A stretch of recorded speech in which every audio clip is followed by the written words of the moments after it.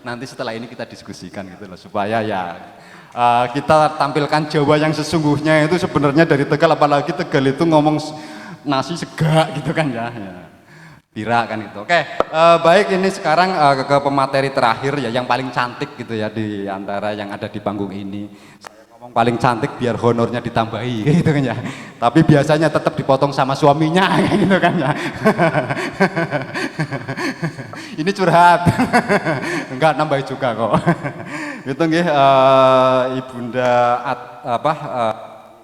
Apriatin untuk menyampaikan materi yang terakhir ya, sebagai penutup. Semoga ini juga menambah wawasan kita, atau juga sebagai motivasi, sebagai inspirasi bagaimana kemudian menyampaikan pendidikan tentang nilai-nilai Jawa, nilai leluhur kepada generasi muda atau generasi penerus kita. Monggo.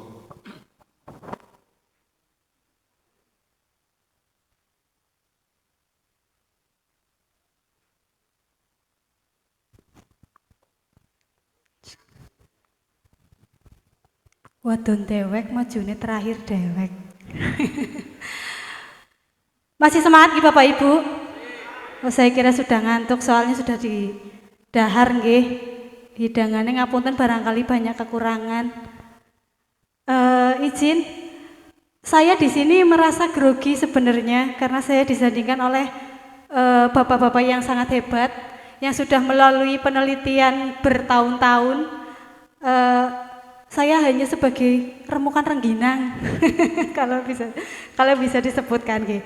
Nggih, ngapunten, mohon izin, saya dikasih mandat ini untuk menyampaikan materi tentang Pranata Mangsa sebagai bahan ajar anak-anak penghayat di sekolah. Sebelumnya selamat datang Pak Yohanes dari Katolik dan juga Pak Sugeng dari Kristen Jawa nggih. Terima kasih sudah berkenan hadir, dan juga para sesepuh pini sepuh, para penggiat budaya, para bapak-bapak organisasi dari Bara, juga semua kadang maneges yang saya banggakan. Semoga masih semangat dan semoga saya berbicara tidak membuat makin ngantuk. Karena saya suaranya kecil nggih, kayak didongengin, kayak di Nina Boboin, ngapunten. Nggih. Saya kenapa berbicara seperti ini tentang pembelajaran di sekolah, karena saya backgroundnya adalah penyuluh Bapak Ibu, penyuluh pendidikan kepercayaan. Untuk kepercayaan sendiri belum ada guru, karena satu ya belum masuk ke Dapodik, dan juga undang-undangnya juga belum ada, karena kami itu belum masuk ke agama ya Romo. Kami masih di kepercayaan, itu lainnya ikutnya seperti itu. Jadi untuk kan grogi. Nggih.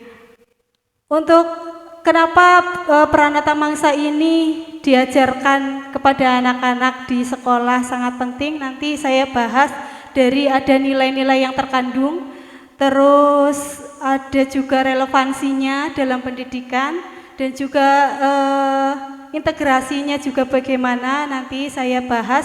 Dan mohon maaf apabila nanti ada kesalahan untuk pengucapan tentang maksudnya untuk penyampaian tentang Pranata Mangsa nggih Bapak-bapak, karena saya belajar baru seusia jagung ngeten nggih. Jadi Pranata Mangsa sendiri ini next one. Ini berangkat dari latar belakang ini Bapak Ibu. Indonesia itu kan berasal dari berbagai macam suku, agama, dan kepercayaan. Nggih, yang dimana kepercayaan itu juga merupakan bagian dari bangsa Indonesia, keyakinan bangsa Indonesia, dan para penghayatnya itu melakukan atau masih menjalankan nilai-nilai budaya adiluhung, nggih. Dan di sini potensinya Pranata Mangsa itu bisa menjadi jembatan antara pendidikan formal dan informal. Next one. Oke. Lalu apa itu pranata mangsa? Saya berangkat dari bahasa bahwa pranata mangsa itu berasal dari dua kata, yaitu pranata dan mangsa. Mohon nanti dikoreksi bila ada salah. Kalau digabung, pranata mangsa itu merupakan tuntunan aturan musim, ketentuan musim, ngapunten. Dan ini saya ada kesalahan sejarah, ternyata setelah saya berbincang-bincang dengan Pak Yusmanto, jadi saya tidak akan membacakan sejarah yang ini. Dari sistem pranata mangsa ini bukan hanya tentang ketentuan musim saja Bapak Ibu, tetapi di dalamnya ada filosofi Jawa yang dimana itu merupakan dialog antara manusia dengan alam semesta atau mikrokosmos dengan makrokosmos, seperti sudah disebutkan tadi oleh para narasumber sebelumnya. Ini saya ngadepnya kemana? Nah, untuk sistem ini dibagi menjadi 12 mangsa. Dan keseluruhannya itu ada 365 atau 366 hari dalam 1 tahun. Nah, di dalam penentuan pranata mangsa ini itu dilakukan para leluhur kita berabad-abad. Makanya tadi dijelaskan tidak bisa menentukan pastinya kapan dijalankan atau pastinya kapan ini ditentukan menjadi penanggalan pranata mangsa, karena memang usianya sudah beribu-ribu tahun. Yang di sini next one. Saya buatkan di sini tabel ya bahwa pranata mangsa itu mengajarkan, di situ ada tentang kosmologi, ekologis, memohi hayun bawana. Makanya kita kalau di Kaneman itu kan ada perayaan hujan dan lain sebagainya ya, dedana juga dan lain sebagainya. Nanti saya terangkan di relevansi tentang nilai-nilai yang terkandung dalam pranata mangsa.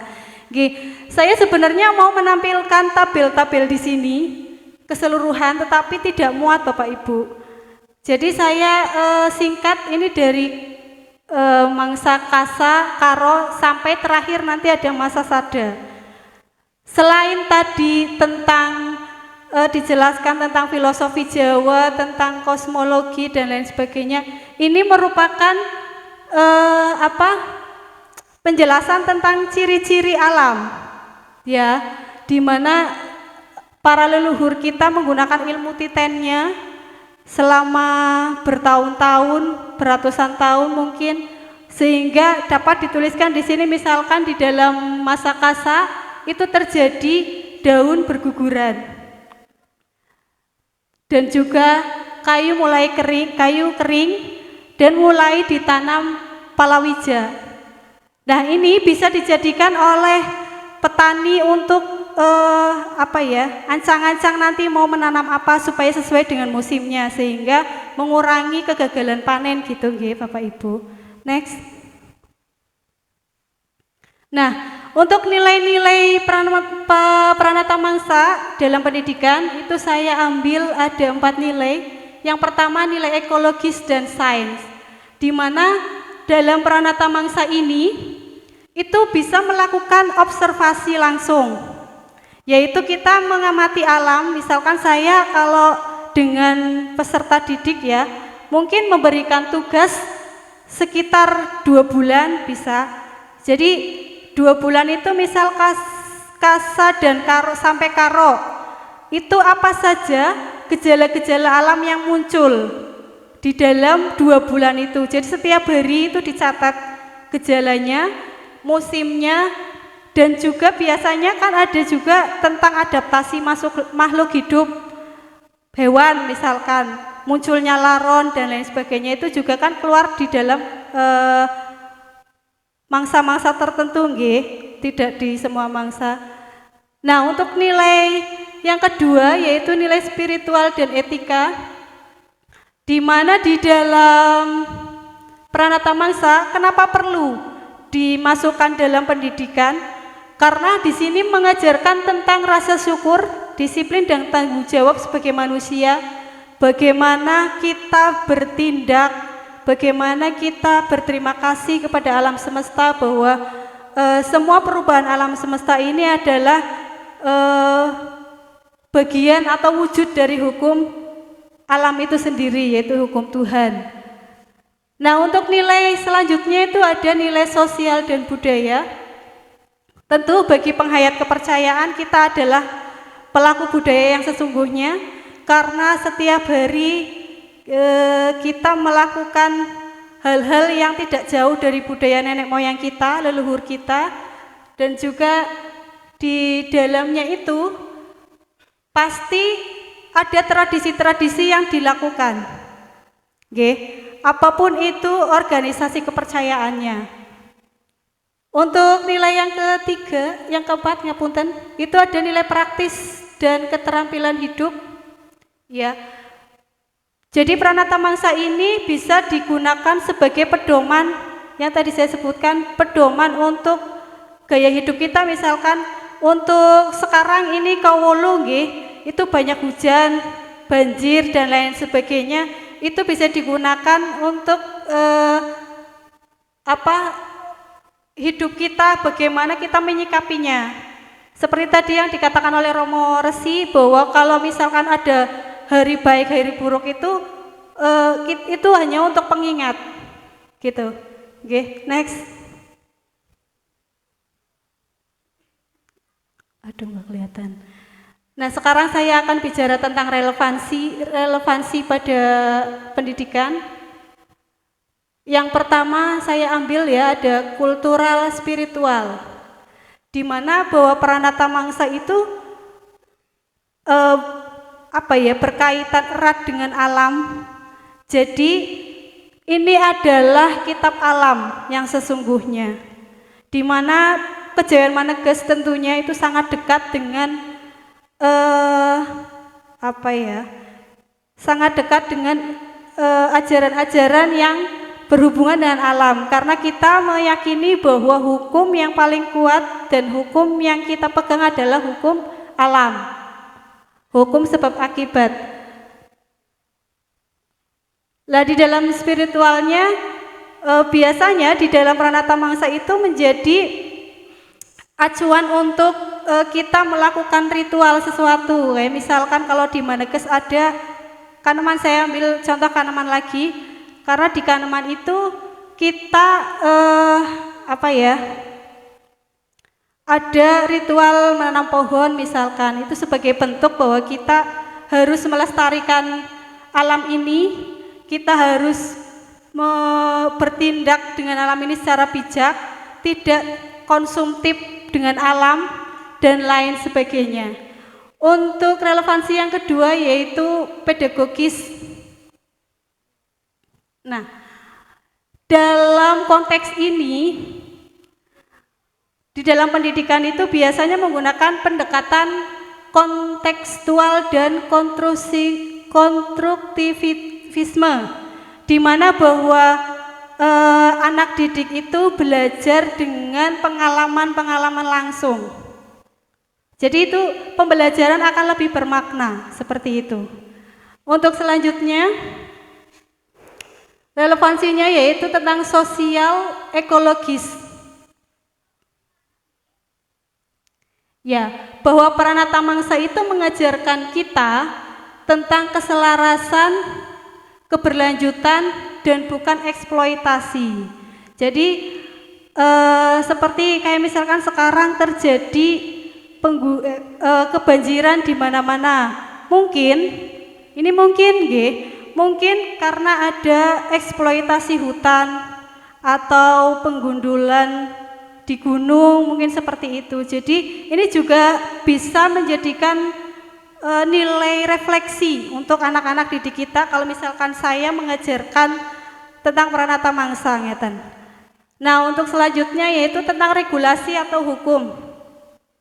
Di dalam kepercayaan sendiri kita diatur oleh Undang-Undang Nomor 27 Tahun 2016, di mana anak didik penghayat kepercayaan itu harus dilayani sesuai keyakinannya. Sedangkan Bapak Ibu, untuk kepercayaan sendiri tidak hanya milik Maneges, tetapi banyak sekali paguyuban yang ada, sehingga nanti Pranata Mangsa ini tidak hanya diajarkan untuk anak-anak penghayat Maneges, tetapi secara kepercayaan umum atau bisa juga nanti dijadikan pembelajaran di mata pelajaran nanti exiting juga bisa. Untuk relevasi yang selanjutnya itu tentang psikologis. Nah, di sini tantangan kita semua Bapak Ibu. Karena apa? Karena untuk peserta didik penghayat itu nilainya, jumlahnya sangat sedikit, dan kami sering menyebutnya kita kaum minoritas ngeten ya. Di mana di situ anak-anak merasa terkucilkan mungkin karena sendiri, terus merasa asing gitu karena dia belajar di lingkungan sendiri tetapi tidak mendapatkan kebebasan untuk pembelajaran yang memang sangat spesifik ngeten. Ini nanti juga menjadi tantangan bagi kami tentunya penyuluh, nanti akan dibahas juga selanjutnya. Next.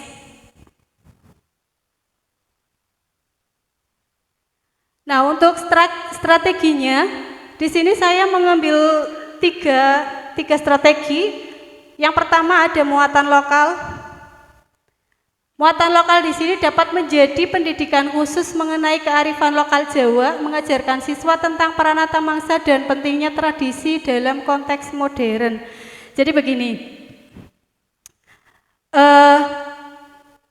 kita ketahui bersama bahwa kepercayaan itu tidak hanya milik orang Jawa.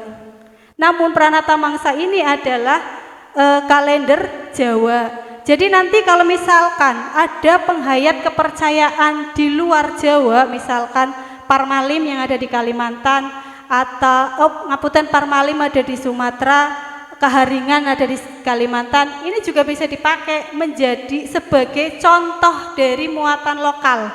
Bukan satu-satunya muatan lokal, ngeten nggih Bapak Ibu. Untuk integrasi yang kedua yaitu mata pelajaran exiting. Jadi ini nanti masuk ke mata pelajaran lain, bukan hanya mata pelajaran agama atau kepercayaan. Ini bisa juga dipakai dalam mata pelajaran IPA misalkan.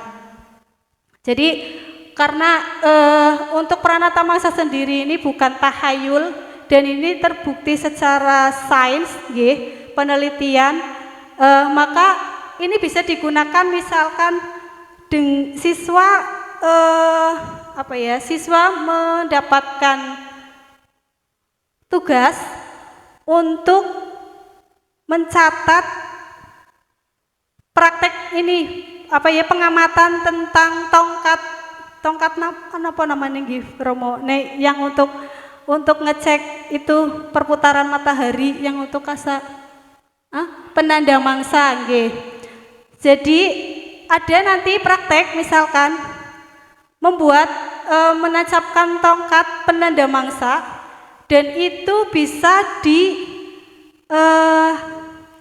dicatat setiap jam 12.00. Itu nanti akan diketahui pergerakan mataharinya. Lah ini berarti bisa dibuktikan secara sains Bapak Ibu. Jadi itu bukan tahayul. Untuk selanjutnya itu pembelajaran proyek atau PJBL kalau dalam pendidikan biasanya disebut. Nah, ini bisa jadi kita membuat penugasan, misalkan anak-anak menuliskan ciri-ciri di dalam 12 mangsa itu, atau dia bisa wawancara dengan petani-petani yang ada. Kenapa petani dalam bulan ini menanam padi misalkan, terus kok bulan ini tidak digunakan untuk menanam padi tetapi menanam yang lain dan lain sebagainya, seperti itu. Nah, untuk tantangannya di sini Yang pertama, ketersediaan guru yang terbatas. Jadi tidak semua guru, bahkan saya juga minim sekali pengetahuan tentang Pranata Mangsa. Jadi ketersediaan guru yang sangat terbatas. Untuk kepercayaan sendiri jumlah guru bisa dihitung dengan jari. Apalagi tentang pemahaman Pranata Mangsa. Karena dari penghayat Jawa sendiri juga belum mengetahui tentang Pranata Mangsa, sehingga solusinya adalah perlu diadakan pelatihan bagi guru-guru kepercayaan. Ini karena khusus mengajarkan kepada anak didik kepercayaan. Jadi bisa saja nanti kalau misalkan ini sudah launching, Kejawen Maneges bisa menjadi sumber satu-satunya narasumber untuk menjadi di dalam pelatihan guru-guru tersebut. Ngeten. Nah, untuk tantangan yang kedua yaitu tentang legitimasi kurikuler. Kenapa menjadi tantangan? Karena Pranata Mangsa itu bukan suatu prioritas sehingga tidak masuk dalam kurikulum. Nah, untuk solusinya adalah mungkin ke depan ketika sudah ada banyak bahan tentang Pranata Mangsa yang diolah yang bahasanya atau bahan ajarnya itu bisa mudah dipahami oleh anak didik atau guru, ini mungkin nanti bisa menjadi kurikulum tambahan. Jadi nanti di dalamnya bisa tentang nilai-nilai yang terkandung, bisa tentang cuaca, tentang mangsa-mangsa yang ada di dalam Pranata Mangsa dan lain sebagainya. Nah, untuk tantangan yang selanjutnya yang terakhir adalah keberagaman penghayat. Tadi sudah saya sebutkan bahwa kepercayaan itu tidak berasal dari Jawa, sehingga ini menjadi tantangan besar juga apabila Pranata Mangsa akan diajarkan untuk anak didik penghayat secara umum. Namun tadi juga sudah disebutkan perlu adanya pelatihan dan kemungkinan atau bisa saja menjadi solusi karena nanti penanggalan Pranata Mangsa adalah produk dari Kejawen Maneges yang segera launching, maka itu bisa menjadi sumber. Dan juga nanti Pranata Mangsa itu dijadikan muatan lokal, salah satu contoh muatan lokal saja seperti yang tadi sudah saya sebutkan, bukan satu-satunya muatan lokal yang diajarkan. Jadi di sini bahwa Pranata Mangsa itu bisa diajarkan baik itu secara inklusif bagi penghayat saja atau bagi Maneges saja, dan juga bisa diajarkan secara universal. Seperti tadi bisa excliting apa tadi namanya? Aduh kecelitut. Kalau bahasa sekarangnya kokurikuler. Jadi kolaborasi antara mata pelajaran, bisa masuk ke IPS, bisa masuk ke IPA, bisa masuk ke bahasa Indonesia. Jadi kalau bahasa Indonesia nanti anak-anak bisa tuh menceritakan tentang Pranata Mangsa dan mempresentasikan di depan kelas seperti itu. Next one. Nah, untuk sarannya bagi pendidikan, saya ambil ada 3, yaitu menjadi program percontohan. Jadi tadi bisa dijadikan kurikulum atau masuk dalam kurikulum, tidak berdiri sendiri. Nanti salah satu percontohannya nanti bisa lewat saya mulai mengajarkan khusus Pranata Mangsa, misal di dalam materi, kalau di SMA itu ada belajar dari alam namanya. Jadi nanti di dalam materi belajar dari alam tersebut saya akan menyelipkan tentang contoh-contoh Pranata Mangsa atau ciri-ciri dan lain sebagainya seperti itu. Nah, untuk saran yang kedua yaitu integrasi tema, di mana bahwa Pranata Mangsa itu bisa menjadikan proyek atau ekstrakurikuler yang membantu siswa memahami hubungan antara pendidikan dan lingkungan. Jadi ini relevan dan sangat mendukung dengan pendekatan kontekstual nggih. Lah untuk saran yang terakhir yaitu adanya penelitian lanjutan.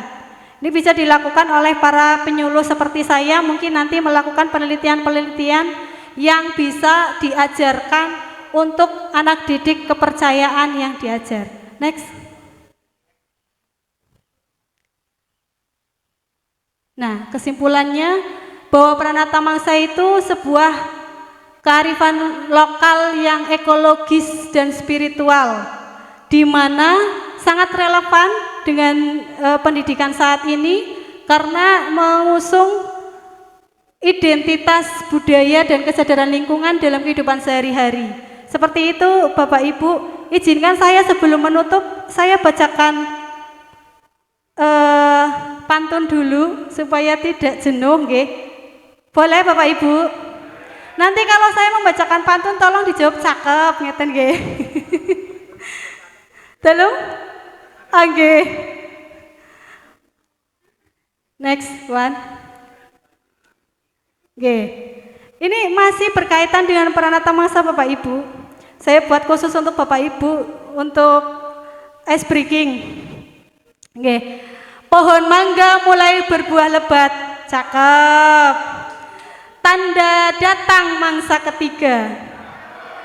Semangat belajar dikendalikan rapat agar jiwa tenang dan sentosa. Setuju Bapak Ibu? Oke. Untuk pantun yang kedua, semoga tidak bosan. Bintang banyak, anginnya sepoi-sepoi. Tanda mangsa karo menyapa dunia. Ilmu lahir diraih dengan usaha, ilmu batin digali dengan laku dan rasa. Terima kasih. Mohon maaf apabila ada kesalahan. Salam Rahayu. Saya kembalikan ke moderator. Ya, matur nuwun Ibu Nita Apriatin. Ini tadi bagaimana tentang kalender Jawa itu mestinya memang dimasukkan ya. Kalau dalam kecawen Maneges itu masuk dalam pembelajaran materi, tetapi lebih jauh mestinya itu ya. Mestinya tentang kalender Jawa di mana ada Pranata Mangsa dan Pawokon ini yang Pranata Mangsa sama Pawokon ini masuk dalam kurikulum secara umum itu ya, bisa dalam muatan lokal maupun dalam materi-materi belajar seperti biologi dan segala macam itu bisa disisipkan tentang Pranata Mangsa. Mestinya seperti itu, dan ini adalah mungkin tugas dari Kejawen Maneges. Di sini juga ada Profesor Dr. Purwo Susongko yang mungkin peneliti pendidikan bisa mengupayakan itu gitu ya. Dan dari kesemuanya ini sementara saya simpulkan dulu bahwa upaya menyusun kembali kalender Jawa yang asli ini menjadi mungkin proyek gitu ya dari Kejawen Maneges, sedangkan mungkin sebuah catatan bahwa Kejawen Maneges sebagian ya adalah sebagian dari Jawa gitu loh.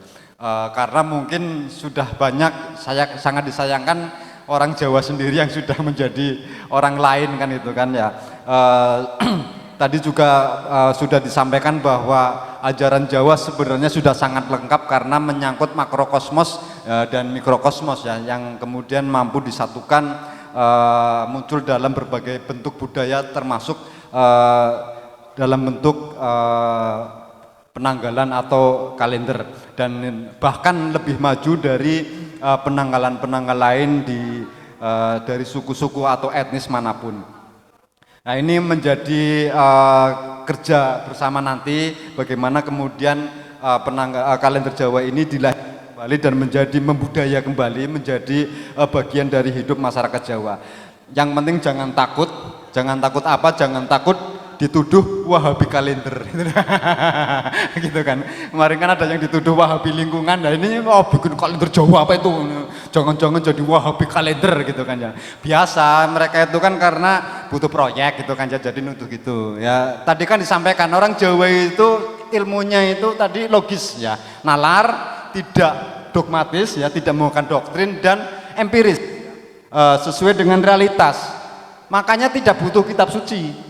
Ya kan? Nah ini paradoksnya kan di situ. Mestinya karena tidak ada kitab suci kan tidak ada proyek mencetak kitab suci kan gitu kan ya, yang triliunan gitu kan ya, sehingga masyarakat kan bisa jadi kaya kan gitu kan. Tetapi gitu loh, kenapa kemudian pada milih keyakinan yang ada kitab sucinya? Ya karena bisa nyetak kitab suci, kaya juga, tapi yang kaya adalah satu yang dapat proyek gitu kan ya, kedua ya kan. Pimpinan proyeknya dan pembuat kebijakan ya gitulah ya, dan yang menyalurkan ya gitu ya. Ini paradoks. Nah, tapi kalau ini di framing di TikTok bagus loh, bisa viral gitu loh. Biasa gitu. Begitu. Oke Bapak Ibu, kita lanjutkan. Barangkali ini ada sesi tanya jawab, cuman waktunya sudah sangat kasih satu orang aja ya yang barangkali mau bertanya. Monggo Bapak, ini panitia barangkali ngambilkan mic satu atau dua, satu lagi ya. Dua-dua ada satu lagi. Oke, nggih. Ya, ini ada dari kaum yang lebih sepuh, satunya lebih muda itu. Monggo. Terima kasih. Rahayu, rahayu, rahayu. Kalau di kami yang Katolik berkah dalam. Nggih. Bapak Ibu yang kami hormati, pembawa makalah, pembawa seminar,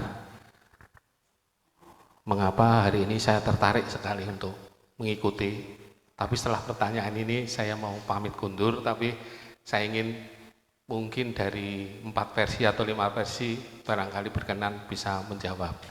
Saya tak kondo dulu nggih, Pak Trimo, untuk cerita dulu. Saya memang orang Katolik, tapi sejak 2007 saya salah satu pendiri Majelis Taklim Muslim, dan tempatnya di Pendopo Jogo Kali, Kagok, Selawi. Saya salah satu pendirinya. Nah, namanya memang bukan Kali Jogo. Pembimbing saya, orang tua saya memberi nama Jogo Kali. Artinya berbeda sedikit dengan Pak Trimo tadi berkaitan dengan kali. Kali itu artiannya waktu. Karena saya pernah mengungkapkan begini, Nun Sewu, barangkali saya ke tempatmu ya. Lain waktu saya ke tempatmu ya. Lah, saya ganti lain kali menjadi lain waktu. Jadi kali, pengertian di sini saya artikan waktu. Jadi kalau Kali Jogo itu waktunya jaga. Sama guru saya dibalik menjadi Jogo Kali, berarti menjaga waktu. Makanya ada hubungannya dengan kalender, Bapak. Karena beliau itu menganalogikan saya berdiri, di belakang saya itu kereta lewat. Nah, kereta yang lewat itu waktu. Saya ada di situ, tapi waktunya itu sampai kapanpun saya tetap ada di situ. Nah, konon guru saya itu membuktikan, karena ketika saya pijet memang agak aneh Bapak, kalau ditangkap orang-orang sekarang, tubuh beliau itu seperti tidak ada darahnya. Setelah saya tanya, memang usianya sampai 500-600 tahun. Nah, yang lucunya diberi contoh hanya 100 Pak. Ada murid, santrinya, itu yang waktu ngaji dulu, SMP kelas 2 sampai SMA kelas 1. Ketika itu umurnya beliau 45. Santrinya yang ketika saya ketemu umur 51. Kalau dijumlah itu sekitar 100. Jadi di sini saya jadi berpikir waktu itu kunci. Ketika saya ngaji tahun 2007 sampai sekarang, di tahun 2012 saya bertanya, dan saya berani. Bapak, saya manggilnya Bapak, Romo, Nun Sewu, panjenengan kapan ditimbali Gusti? Langsung jawab Pak, mengko ya tahun selikur. Itu tahun 2012. Begitu menginjak tahun 2001 kami sudah deg-degan. Ternyata di bulan Oktober beliau sedo 2021. Jadi beliau bisa melompat waktu. Makanya di sini saya ingin bertanya Bapak. Jadi pertanyaan saya itu siapa yang dulu menghubungkan antara konsep berpikir dengan dunia supranatural tentang waktu? Karena nun sewu, wage kok bisa dihitung begini-begini, pasti ada yang merumuskan awal mulanya. Karena ketika saya bertanya tentang tafsir mimpi, saya tanya asal-usulnya, dos pundi Romo kok ada tafsir mimpi. Awal mulanya iki ana wong ngimpi dicatet. Terus kedadiane dicatet maning, terus dibukuke. Nah, akhirnya jadi tafsir mimpi.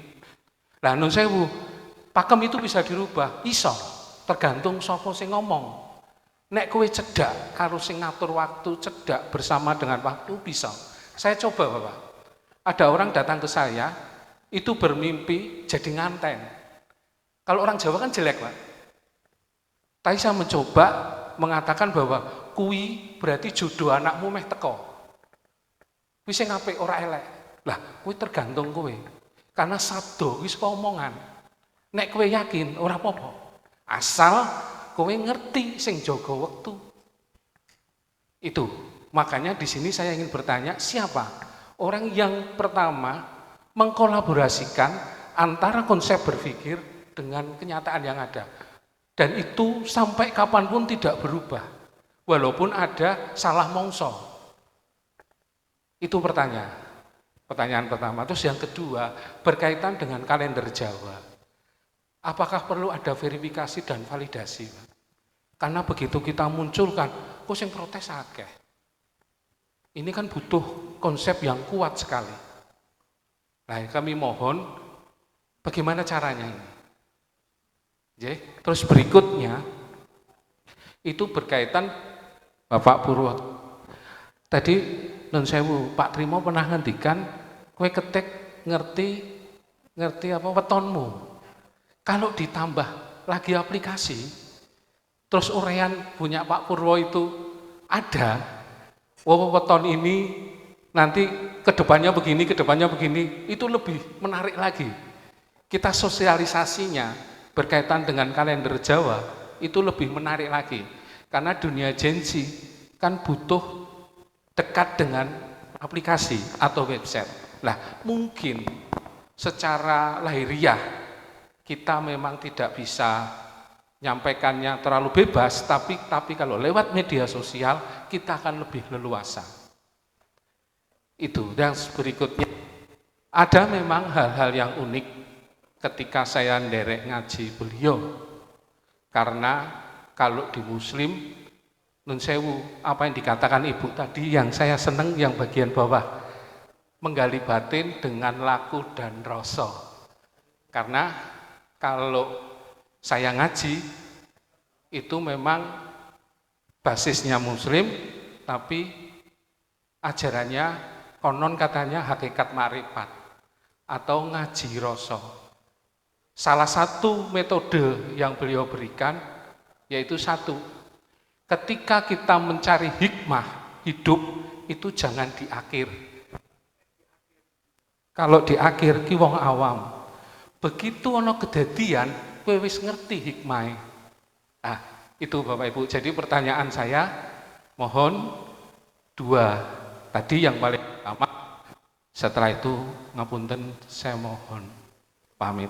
Terima kasih. Rahayu, rahayu, rahayu, berkah dalam. Ya, terima kasih dari penanya pertamanya, dari Katolik Kejawen ini. Saya jadi tahu ternyata ada Katolik Kejawen juga nih. Aduh, pusing saya tambah ini. Ngapunten Bapak, saya tambahin sedikit. Saya ibarat mobil. Mobil saya itu Katolik. Supir saya Kiai. Bensin saya lah ini. Bensin itu bagi saya waktu.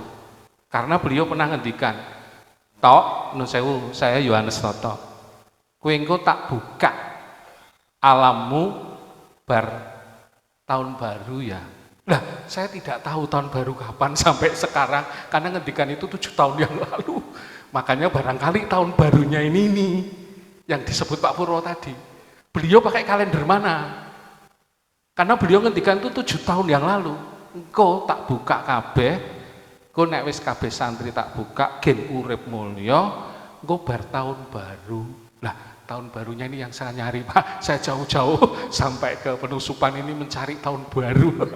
Mungkin itu aja. Ya, jadi kasih. bensinnya itu waktu yang dari Muslim, waktu yang dari kami sendiri, dan waktu yang dari kepercayaan Maneges. Terima kasih. Ya, ya, terima kasih. Repotnya nanti itu SIM, STNK sama BPKB-nya ini. Yang penting bodong jalan lah ya, kayak gitu aja. Baik, pertanyaan kedua, monggo Mas. Langsung aja.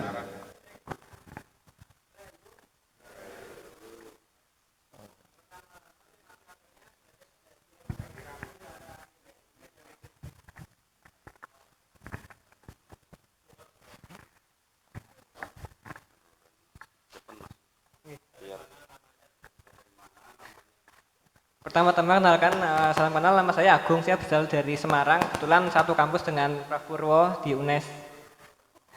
Yang saya tanyakan, jika proyek kalender ini sudah jadi, apakah akan diajukan ke kementerian untuk menjadi libur nasional? Terima kasih.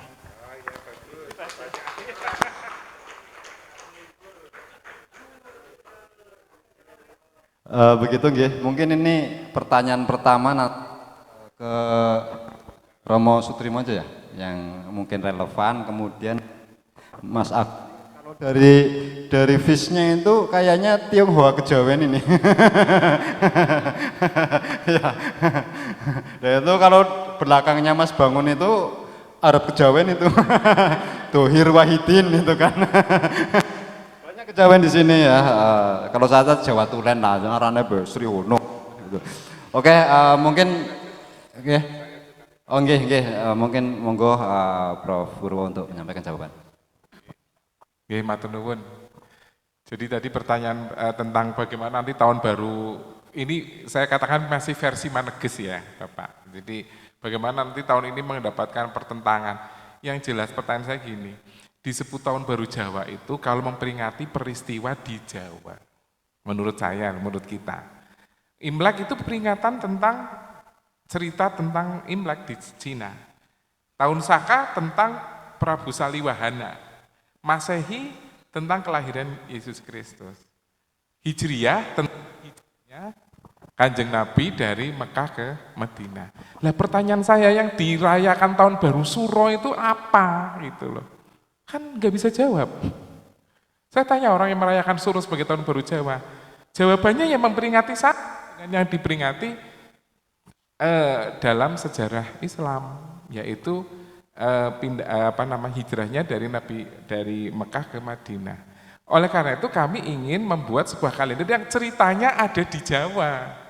Tahun Baru Saka, makanya orang Bali juga setengah-setengah sebelum memperingati Tahun Baru Saka, karena merasa itu bukan tahunnya mereka sendiri. Itulah kenapa kami kemudian harus ada tahun baru yang original. Walaupun nanti ada cerita tentang Bu Bayun, ceritanya mungkin nanti nggak apa-apa. Dalam kajian keilmuan ada yang disebut dengan narrative research. Narrative research itu artinya narasi. Jadi sebuah konsep, tetapi yang dibangun berbasis narasi dari leluhur, dari satu leluhur ke leluhur berikutnya. Jadi nanti ini pasca ini nanti kita juga para narasumber mungkin akan kita mintai juga di forum lain, karena kita akan melahirkan luaran, salah satunya buku tentang sejarah tentang tahun baru versi ini ya. Jadi semua memang pasti itu. Dan kalau kita konsepnya dari sejak kapan kita mengitari matahari, ya sejak ribuan tahun yang lalu kalau cerita kita mulai itu ya. Tetapi kita tetap akan mengambil legitimasi baik dari cerita Empu Hubain maupun 911 sebelum Masehi. Itu yang cerita yang itu. Yang kedua Bapak Ibu, sebetulnya Wage diangkakan, Senin diangkakan, Selasa diangkakan, sebetulnya itu adalah versi Mataram Islam. Kalau versi kunonya sebetulnya tidak ada angka-angkanya sebetulnya, jadi ya hanya kolos saja waktunya ini seperti ini. Jadi sebenarnya lalu di angka ini kemudian hari ini sama ini kalau menikah bagus apa tidak itu kan setelah diangkat-angkat, terus ketemu Sri Lunggu Dunya Loropati itu sebetulnya setelah penambahan dari versi Sultan Agung sebetulnya ya. Jadi nanti pemaknaannya harus lebih ke bijaksana. Kemudian yang tiga terakhir Bathara Kala tadi, mengapa orang Jawa sangat detail dengan waktu? Satu-satunya mitologi di dunia internasional yang punya dewa waktu itu orang Jawa. Dan disebut Bathara Kala. Mana coba? Bathara Kala atau dewa waktunya di Cina nggak ada. Dewa adanya dewa rezeki, dewa uang, dewa waktu tidak ada. Dewa penyembuhan ada, tapi dewa waktu itu di India juga nggak ada. Dewa waktu itu hanya ada kita, Bathara Kala. Karena waktu itu penting Pak. Walaupun kita kaya, kalau nggak sudah dikasih waktu ya meninggal tuh Pak. Jadi waktu ini adalah yang menentukan. Jadi Bathara Kala ini adalah yang paling menentukan itu. Jadi mungkin begitu. Lalu tadi pertanyaan dari Mas Agung ini kolega saya. Jadi kami di UNES itu yang berKTP kepercayaan cuma 2, saya sama Agung. Mas Agung itu anaknya, putranya dekan saya ini. Jadi dia tanya, Prof, ternyata kita cuma berdua, apa bikin itu aja, forum karyawan UNES berkepercayaan, lu jumlah wong loro tok nggak organisasi kok. Karena di UNES itu kan ada forum dosen Kristen, dosen Katolik, Kristiani ya, mereka bikin Natal. Lagi harus gawe kelompok forum karyawan kepercayaan kok peringatan wong lorotok ada rumah makan. Mudah-mudahan ada lagi ya. Nah, itu Bapak Ibu yang bisa kami jelaskan. Monggo Bapak, ini sekaligus kita sedang usul sebetulnya hari raya untuk penghayat kepercayaan. Tapi karena penghayat kepercayaan itu macam-macam, ini sampai hari ini belum selesai. Kita masih diskusi terus. Sebenarnya kami dari Mankes dari awal ya pengennya 22 Juni ya. Tapi kan kita menghadapi hampir 200 lebih organisasi punya sendiri-sendiri, jadi nanti kita masih menunggu diskusi yang alot ini. Tapi kami minta agar Kepada Yang Maha Esa itu harus punya hari libur nasional. Konghucu aja yang jumlahnya data statistiknya itu baru 75.000 sudah punya hari raya Imlek. Penghayat kepercayaan sampai hari ini ya sekitar 200 ribuan lah yang KTP-nya kepercayaan asli ya. Itu belum punya hari raya sampai hari ini.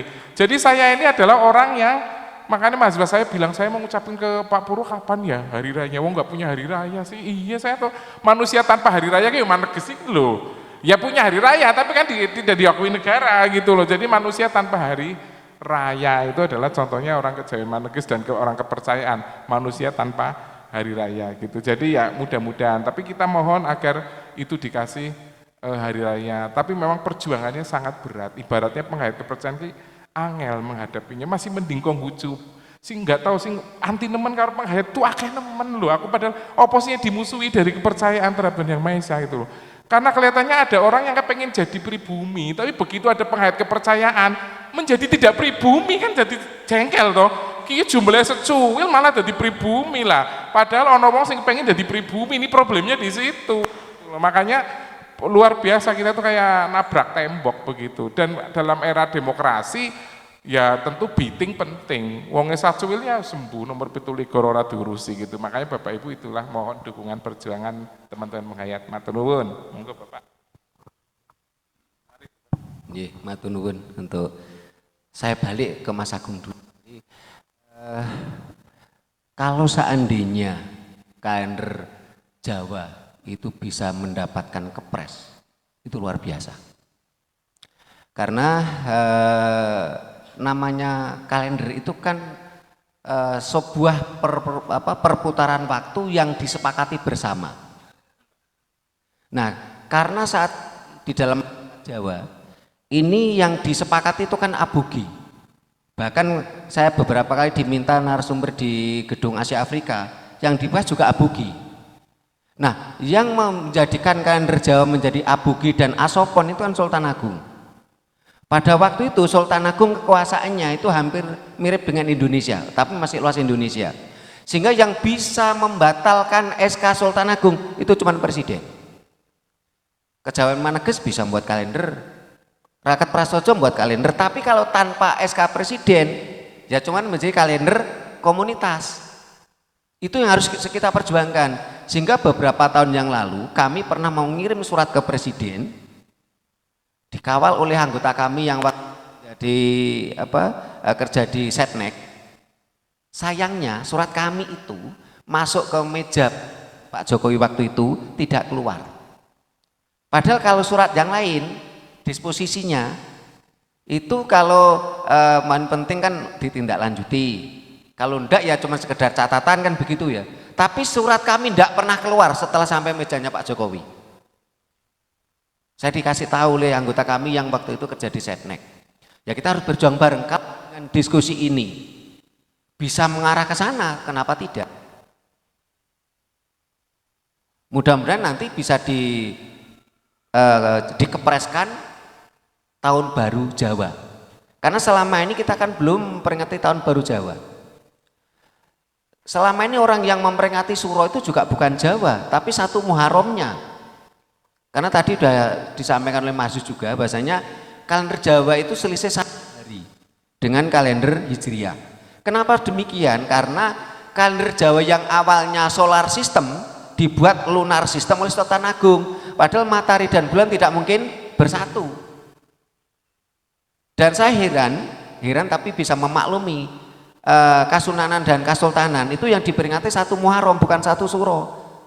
Saya heran tapi bisa maklum karena memang Kasunanan dan Kasultanan adalah kerajaan Islam. Mari kita berjuang bersama. Tahun baru Empu Bayun jadi tahun baru Jawa dan libur nasional. Sepakat? Tepuk tangan. Sekedap ke Pak Toto. Siapa sebenarnya yang punya waktu? Saya jadi teringat Suwargi Mas Inu, mantan komandan CPM Brawijaya, Kodam 5 Brawijaya. Saat ini di Amerika ada orang yang ahli namanya travel time, perjalanan waktu. Pak Totok Perso orang mana itu? Orang Sragen, Pak. Di sini tidak dihargai oleh bangsa ini, di Amerika dia menjadi seorang travel time. Ini bisa kita pelajari Pak, travel time tadi. Sehingga yang pernah saya pelajari, saya ada buku. Orang mau meninggal 1000 hari sudah ada tanda-tandanya. Ada indikatornya. Karena itulah kenapa di Jawa ini nek selamatan mesti 8 kali. Lahir nganti mati ya 8 kali, mulai garap sari nganti lahir juga 8 kali. Ini adalah travel time. Nah niki nek lo mungkin untuk dobo, selak waktu ndak sore. Nek kurang puas njenengan japri kula. Niki enten tambah, monggo. Terima kasih. Pertama kali saya dapat informasi tentang kegiatan ini dari Prof. Purwo. Itu saya langsung semangatnya meledak. Karena ini harus ada. Dan kalau Kejawen Deges di Tegal memulai dan didanai oleh Dana Indonesiana, saya berharap sekali ini akan menjadi percikan besar yang menjadi ledakan untuk keseluruhan penghayat kepercayaan. Sehingga kalender Jawa yang diinisiasi oleh Kejawen Deges di Tegal ini bukan hanya forum di Tegal saja, tapi nanti akan memantik pada daerah-daerah lain untuk sepakat bersama-sama. Karena ternyata antara penghayat kepercayaan dan kejawen itu memang jauh berbeda. Kejawen itu ya orang-orang Islam yang masih menggunakan ajaran leluhur Jawa. Sedangkan kepercayaan ini tidak menggunakan agama apapun yang dari luar. Ini bedanya di situ. Ini yang harus dipahami. Kemudian tentang orang Jawa dengan niteni waktu. Kalau para petani, mungkin panjenengan ini sebagian besar bukan petani atau sebagian ada yang petani. Petani di Banyumas itu sangat-sangat paham kapan harus memulai musim tanam. Sebagai contoh, matahari ini urung wis ana layangane berarti wis mangsa kapat. Jadi tadi Nun Sewu koreksi untuk Prabowo itu matahari yang paling terik di Jawa ini mangsa kapat dan mangsa kesanga. Ketika matahari tepat di atas embun-embunan itu jadi bukan 22 Juni tapi ya, jadi tanggal 22 September dan 22 Maret ini terjadi matahari tepat di atas kepala.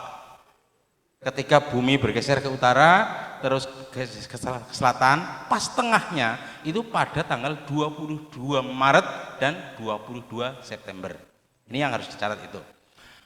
Kemudian wong Jawa, wong Banyumas terutama sing nggal dina cekalane pacul ki angger wit gadung urungana godhonge berarti urung mangsa kanem, dan ini sampai sekarang perubahan musim apapun urung mangsa kanem wit gadung urungana godhonge meskipun mangsa kelima sudah musim hujan lunge gadung wis dhuwur wis kembang ning tetep urungana godhonge. Monggo panjenengan bisa cek nanti pada bulan Oktober ya, itu mangsa kelima itu gadung urungan godonge. Tapi nanti kalau sudah mulai akhir Oktober masuk mangsa kanem ini baru godongnya meledak. Dan ini bagaimana manusia Jawa sejak dahulu kala ini sudah memperhitungkan wis niteni ilmu titen. Lah, sementara siapa yang mendahului pasti komunal bersama-sama niteni. Hanya pemantiknya adalah Mbu Pambayun seperti yang tadi saya sampaikan. Saya kira itu aja untuk closing saya. Terima kasih kepada pemateri dan kedua penanya. Ini saya bikin sebuah garis kesimpulan ya bahwa masyarakat kita, masyarakat Jawa itu justru adalah masyarakat yang sangat menghargai waktu gitu ya. Dengan adanya dewa waktu yang disebut sebagai Bathara Kala, dan kemudian bahwa kalender Jawa itu awalnya adalah kalender yang sifatnya kualitatif gitu ya. Tidak ada hitungan angka baru muncul belakangan era Mataram yang kemudian muncul hitungan primbon, neptu dan lain-lain. Mungkin itu sebuah rangkaian angka, algoritma atau apa masih butuh penelitian. Yang penting adalah bahwa memang tradisi ini sudah berjalan lama, bahkan tadi yang saya sampaikan ada ilustrasi kadang ada penyalahgunaan gitu. Saya punya teman satunya dukun, satunya maling gitu ya. Misalnya gitu ya. Kalau ada orang kemalingan itu lapor ke dukun, dukunnya bilang ini wetonnya wage, wah melayunya ngidul malingnya gitu kan, maka dikejar ngidul. Tetapi ternyata malingnya juga cerdas. Wah, ini mesti kalau weton wage si dukun ngasih sarannya melayunya ngidul gitu kan ya. Saya tak larinya ngalor gitu kan. Nah, itu biasanya masyarakat terjadi sebuah paradoks seperti itu. Kenyataannya seperti itu. Saya nanya, memang ada sebuah realitas yang kemudian muncul hal-hal seperti itu. Jadi bahwa perlu kita pahami kalender yang kita nanti mungkin digagas nanti. Sekali lagi juga mungkin saya ingin punya hak untuk ngeritik ya. Saya kok nggak sepakat kalau nanti ada hari tanggal merah gitu loh, tahun baru. Kita jangan latah untuk kemudian jadi tanggal merah gitu loh. Masyarakat itu kan masyarakat kita itu bukan masyarakat elit pemalas gitu loh. Kita tuh masyarakat kerja. Kita itu Jawa itu agraris ya. Agraris itu kan nggak ada liburnya gitu loh. Jangan karena lahirnya tokoh kemudian merah gitu kan ya. Terus ada peristiwa apa merah lagi, terus ada perang melibatkan Jamiah dimerahin lagi gitu loh. Nah, merah semua nanti nggak kerja kita nggak produktif, miskin kita gitu kan ya. Puasa 1 bulan cuma libur kayak gitu kan lah. Terus hari raya liburnya seminggu. Lah itu akhirnya kan bener kan Indonesia dicap sebagai bangsa pemalas se-Asia gitu kan, repot karena terlalu banyak tanggal abang gitu loh.